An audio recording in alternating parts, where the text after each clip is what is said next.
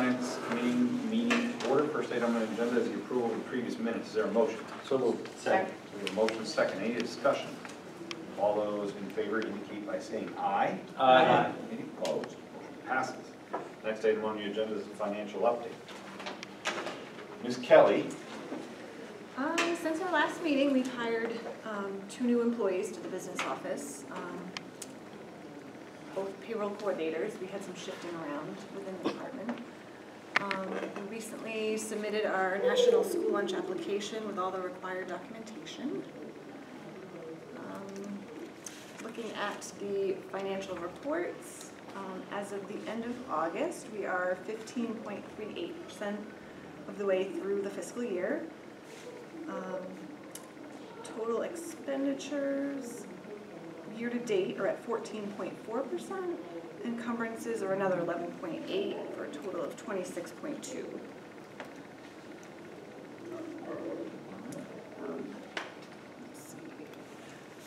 Surplus, as of yesterday, it's looking like we're just over 8.2 million for FY23. A little out. 8.2 million.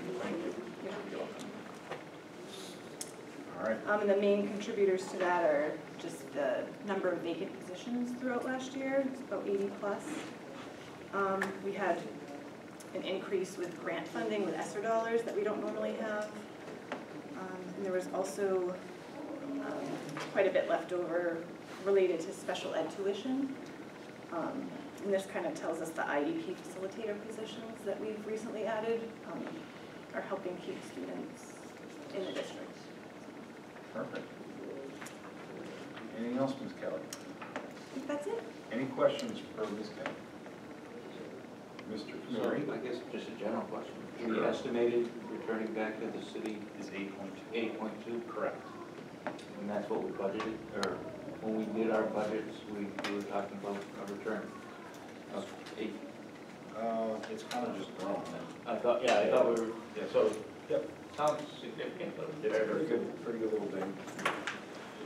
We had a lot of vacancies last year, which Yeah. Kyle referred to in personnel, which we said we were 80 something, and now we're 58.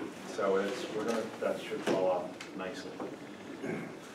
All right, any questions for Ms. Kelly? Seeing none, we'll move on to item number 3, additional adequacy. Okay, I'm going to start and then I'm going to pass it off to Mr. Sullivan from the city. In your packet, it's not the packet I just handed out, it's Mr. Sullivan's and it's presented. We shared with you how the state is now newly calculating adequacy. A lot of the same metrics are there. The ratios designated to each portion is a little bit different, with the biggest increase to be free and reduced lunch meals. So the more that you have in your free and reduced, the more you're going to get, because now it's worth 26% of your overall allocation in adequacy. All right. So you can see base aid has gone up. Okay, so we're going to be at 4,100, and this is kind of like going to a steak restaurant and it's a la carte. Okay, so you get the steak, 41 for the first body, kid. But then as you add to that student, whether it be special education or free and reduced lunch or English language learner, you add that portion to your plate, okay, or to the adequacy dollars associated with that student, okay? So everything going across the table is added dollars. If a particular student were to be, let's say again, special ed, free and reduced, and English language learner, you'd actually get all of those dollars for that student.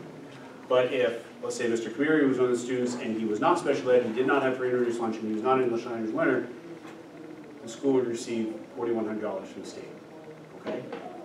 So with this new calculation, you can see on the second page, we have an increase to our revenue. You've already approved your budget, City Council has approved that as well, and now because they changed this calculation after budgets were done, there's additional revenue that we've now, or we will receive. Adequacy is given in incremental kind of deposits over the course of the year from the state to school departments. So we didn't receive all of it yet, but we will, by the end of the year, receive $1.4 million of additional revenue that we did not anticipate because we didn't know the calculation was going to change. So now, I'm going to ask Mr. Sullivan to kind of jump in and help us, because now you have two options. okay? And option one for the RSA is that you could offset the tax rate, or you could apportion this piece of revenue for something else, okay? And we met a few days ago with the city finance department, and we were talking about how this could potentially help offset the tax burden related to the new school that's coming. So I'll let Mr. Sullivan start. Yeah, the follow-up from the meeting we had was, it was a good meeting. You know, we should have more of those to try and figure out how do we soften the blow on the new school. So what you see in your packet, I think you were handed out on the board, is what we've come up with to present to the city finance committee. So you've seen information in here that the city finance committee hasn't seen yet, which is unusual, but it was just the timing of the meetings. This meeting was today, and city finance meets on Tuesday. But the good news is our overall, and when I talk about fund balance, just please bear with me, I talk about the umbrella of fund balance, not just what the school contributed in any given year, it's the total fund balance. Being 37 million, which is almost double what our policy states. So knowing that, and knowing the constraints that the school is going to be under for the new school project, we created this itemization of revenue sources to try and get down to a reasonable number that we, both sides feel might be comfortable issuing the balance of bonding. So we've plugged in, you know, the estimated school project of 34 million. We know that the state aid, State of New Hampshire Building Aid Fund is going to contribute almost 16 million. There's funds in the local school building aid capital reserve fund of almost 1.3 million. We've added in the State of New Hampshire adequacy education funding. So one of the things we talked about is how do you move that money over, and there's some complications whether you, or we, the best means to do it. One option is to bring it through and put it into your capital reserve fund. We've talked to the trustees. They have some questions about that because the policy and I think it's the ordinance doesn't have a clear line from the DRA tax rate setting, which this would be added to as your additional revenue, to the capital reserve fund. But there's, I don't want to get bogged down on that, but there's a mechanism where we can use this extra 1.5 and put it towards your school project.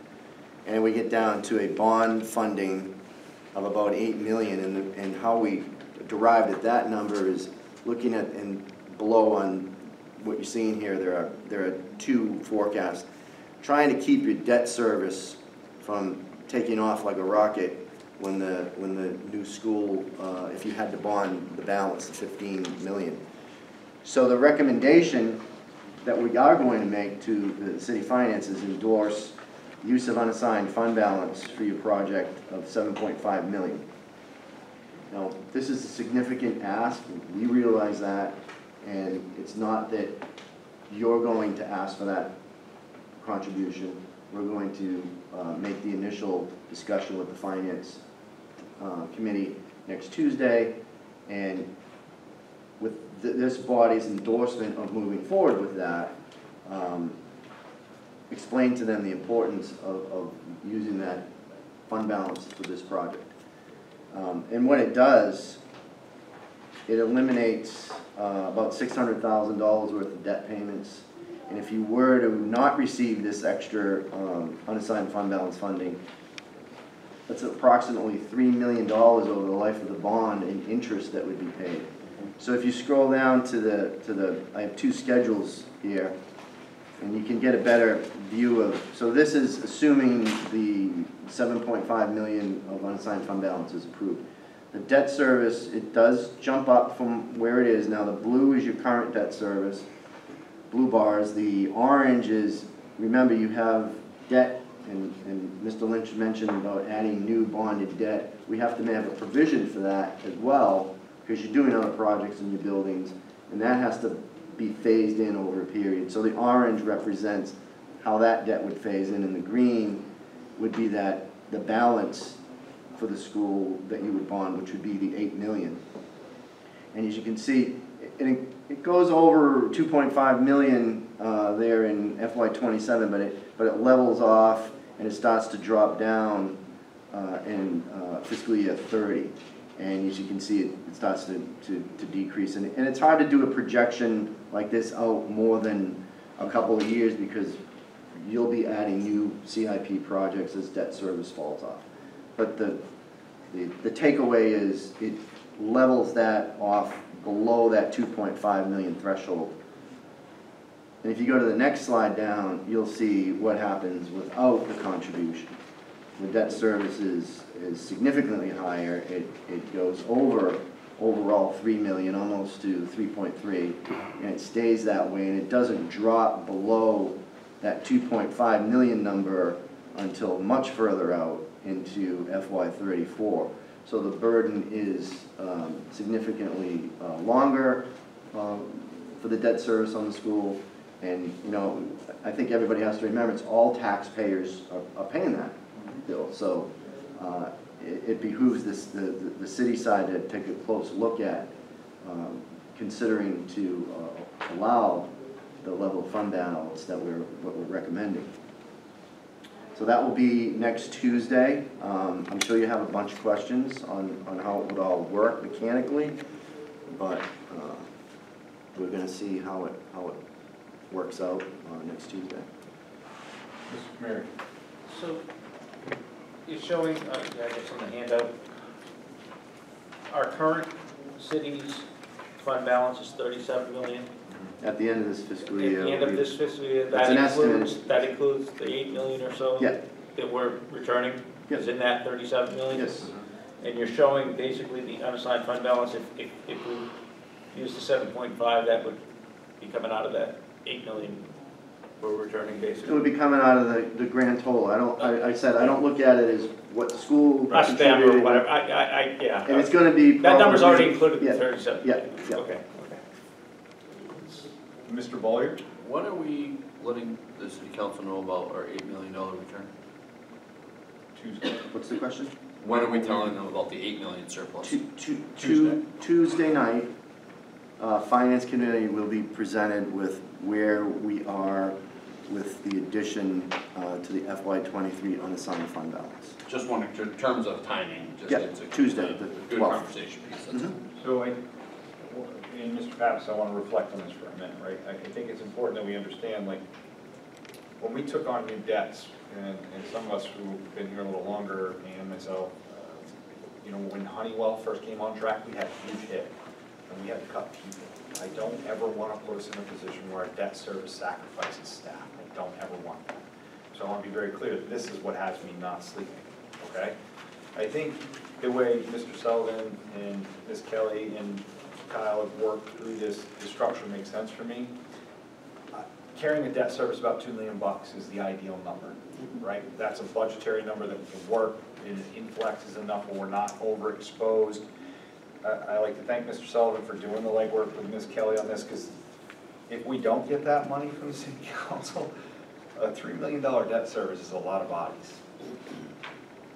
And that's not something I'm comfortable with. So I just want to put it in perspective. But in review of this, Kyle, do we need to make a motion or no? Because at this point, I think you'd want to make a recommendation to follow the guidance that collectively, you know, Ms. Kelly and Mr. Sullivan are suggesting, and that, you know, collaboratively, when they go to finance, that you're now agreeing with our collaboration to then move forward with that. okay, I'll make a motion to be in support of the recommended debt schedule provided by Mr. Sullivan and Ms. Kelly. Second. A motion and a second. Any additional conversation? Seeing none, all those in favor, say aye. Aye. Any opposed? Motion passes. Okay, any other questions from Mr. Sullivan, Ms. Kelly, specifically to that? Thank you for bringing it Yeah, forward. no problem. Just to confirm the process for next Tuesday, it will be probably a deep discussion with Finance Committee, because there's some other things on the agenda with fund balance. I can't guarantee you any, Action. we'll do our best, but the logic is, this is, the argument I'm gonna make is that this is a good use of fund balance to keep that debt service down. And you know the players on the finance committee, so we'll see how it goes. Uh-huh. Good luck. And if anyone wants to be there, and please, Would you like us, do you think we need to attend that one, or probably when it's an open discussion? it would be helpful if Okay, anyone wanted to. we're gonna do it. Yeah. Mr. Lynch, Yes, sir. if I may, is that meeting right in the city council chambers? Yeah, 6 o'clock on Tuesday the 12th. Thank you. Okay. All right, move forward from that item. Next item on the agenda is the marching band uniform bid. So in your packet, you have the one bid we received from Fred J. Miller. Mr. Goodwin reviewed it, and he moved forward. Does anyone remember what we gave them for a number? Is that 100? That was 125. It's 125. 125, I think they had an estimate, so I'll Make a motion to accept the bid from Fred J. Fred J. Miller for the amount of $119,600. Second. We have a motion and a second, any discussion? Mr. Bollier, The reason why we were unable to get 3 bids.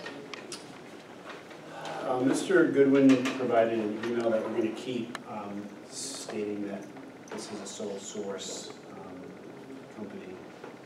The uniforms are sole source, so anytime we get something like that, we keep it for the auditors. let's start, Kyle. Hey, so just remember, when we had the presentations, those were designed specifically to the specifications requested by the band director. So if he's saying, I want it to be this, and that company gives you a bid, how do you go to a different company and go, I want you to make the same thing? It's kind of hard to do, so I think that, Just a question I asked, because it's legitimate, we should cover that as on full board. 100%, couldn't agree with you more. I think it's important and imperative that we share the information, but if I'm correct, when Ron picked this list, Yeah, he worked with the firm, but when you go out to bid, usually you get bids. Even if there's someone that's outlandish, it's just, did he go out to bid is my question. We did, we went out to bid. And We def- we- no one it- it responded, was- or It was what? out to bid. You know, one could make the argument that the granular level maybe put people out. I don't know if that's true or not. Again, it's something for you to consider.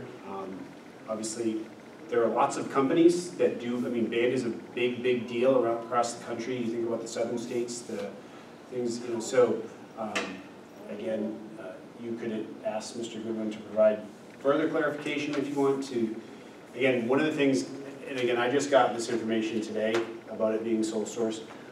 When we have a grant that goes out and we work with a vendor and we don't, it's not competitive with them, they have to prove their sole source, like how they do that, and we keep it, Ms. Kelly through finance keeps that. So I guess you could make a conditional approval if you wanted, that if this company can prove that they're sole source, that you could proceed with accepting the bid.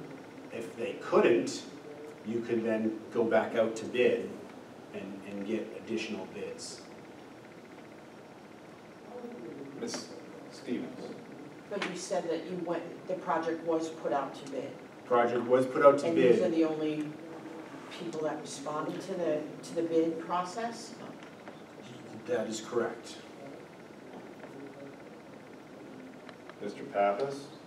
If you want to see the specifications, they're still on the school district website if you want to, they're 12 pages long. Mr. Bollier? My point is, if he put an email together saying it's a sole source bid, that tells me, it implies, not saying he did it, it implies he only went to one bid. That's what it implies. When you send it, it's a sole source, that means you only went to one source. Right. That means you did not go out and ask other bidders. But without that being verified, that's what it implies. Well, I can say part of what you said is not fully accurate. That's why I'm That asking. it was advertised for all bidders to see. Okay. Whether or not people could bid based on what was provided is what is probably debatable. Okay. Okay. Thank you. Ms. Harrington, clarify. My concern with this being sole source is that if they go out of business in 10 years, we need to replace some of the uniforms.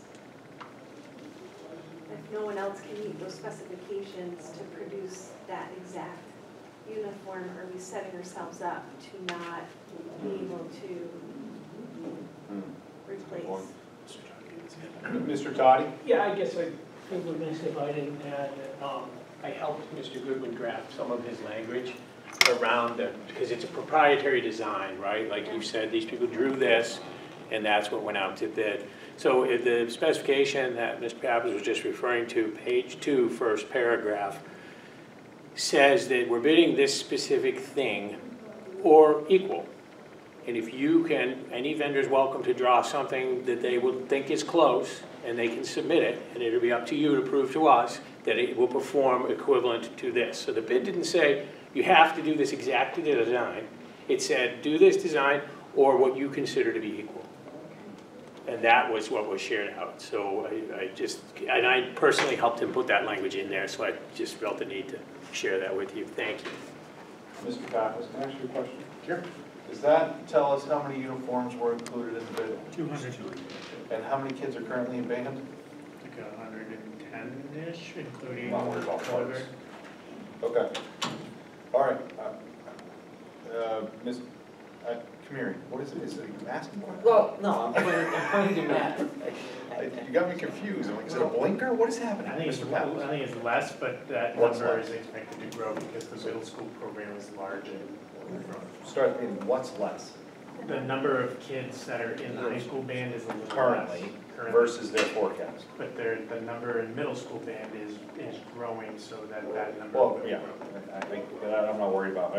What I didn't want to do is order 100 uniforms and have 96 kids. That's what my concern is. Something else, Mr. Pappas, or you got? I was just gonna say, it looks like that company has been in business since the 1950s, 60s. So, I mean, it has a long established history. Nothing against Mr. Goodwin. The fact that Mr. Toddy helped makes me That was much more clarification. comfortable. Yeah, and I'm glad we had that conversation, because it's important. We have to protect our staff and the superintendent as much as they've got to protect us, and that could have gone wrong the right way. So, Matt, I appreciate you asking the tough questions. So, we do have a motion, correct? And we have a second, correct? All right, understanding that how the information was dispersed and then fed back to the district, all those in favor indicate by saying aye. Aye. Any opposed? Motion passes. Okay. Good debate, guys. We didn't have any financials from personnel, and we rejected the bid from building. So, 5-year, we're good right now. You tell us. No, I've got to, yeah, I know, I got to work on I've been one. talking about something for a while. And I just haven't done it. I got to do that. I got to pull something out of the parking lot. I want to pull out of the parking lot. Do we have to address the ban and all? That was a building. There's no action needed. Okay. Just moving forward with what? Mr. Pappas, can you read the 5-year, the public comment, please? Sure can. Give me a second. Because I can't, I'm terribly unarticulate. Publicly communicating false statements about people that defame them could subject the speaker to both criminal and civil liability in the state of New Hampshire. In that vein, statements made at public input or at public hearings are not immune from potential consequences for their words. Furthermore, the fact that the public body does not prevent these statements from being made does not excuse or endorse these statements. It just means the public body, in this case the school board, recognizes and respects the right to free speech enshrined in the First Amendment to our Constitution. Okay. Anyone from public want to address the board? I don't see anybody, so we're going to go ahead and move past that. Anything under other? Ms. Grassi, If I could. I'm happy to have you. I have a question about our bus contract with Durham. Or with First Student. First student. First Student. Are we having a problem with the special needs population? Not to my knowledge, no. I've had a couple of parents from Reach reach out to me about So I can speak to that. transportation. So, First Student deals with special education transportation. In order to have special ed transportation, a team needs to make a decision to add transportation to an IEP. So no one person can unilaterally do anything on an IEP. Like some parents come to me sometimes and they say, I want you to do this in my kid's IEP, and I say, I really wish I could, but I'm not a member of the team, and not one person from the team can make a unilateral decision. So students that were not assigned through an IEP to be given transportation, were given transportation. So when we met with First Student and we started to look at the ridership and they were saying, well, now you have to increase the contract because we're full, we're like, whoa, wait a minute. We just started, how are we full? So we audited it and we saw that people, not that they won't or they can't or they couldn't in the future get it, but an IEP team needs to make that decision. So Mrs. Camus has been great, she's been communicating with families. Obviously, they're not very happy because someone told something that they shouldn't have told someone, kind of overpromised, unfortunately. And you know, there's a cost with everything. So we need to make sure that we're being fiscally sound and we're also following the law with IEPs. Right, so because we can't transport kids, because it wasn't written into their IEPs, how does that stand with servicing the IEPs? Well, they don't have an IEP yet. Right, they gotta finish it from a team level So first. they have to, so she's, for instance, she's been scheduling some meetings with families Okay. to do that. All right, anything else under other? Seeing none, is there a motion to adjourn? So moved. Second. All those in favor? Aye. Any opposed? Motion passes.